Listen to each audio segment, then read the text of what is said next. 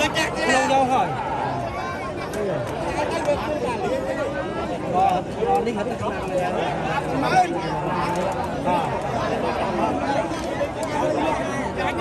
Không đâu hỏi.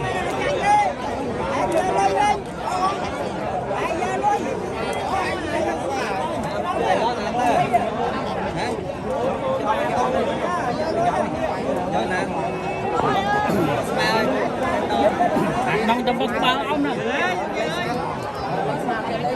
trong bông bao ông nè, đâu mà.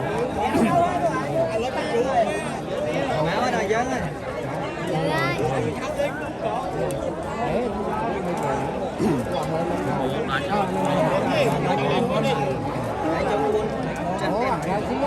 Kéo vào cái đầu phi thôi. Tức cả con nó mày. Thì mà nó tạch như đây. Tạch mình đây mà ôm máu. Con xin tạch mình đây chứ. Con xin đó. Tạch con tới 300 mình chủ luôn tới. Thằng con ba đây.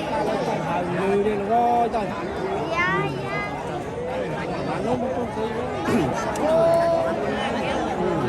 Còn mai vô đó. Mình. Đánh tôi nha, hai nhanh. Chẳng lừa không? Lừa. Ôi trời. Thôi bạn nha.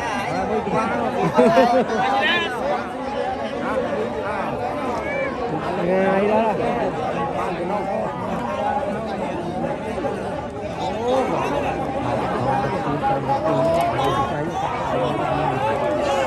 Mai của chanh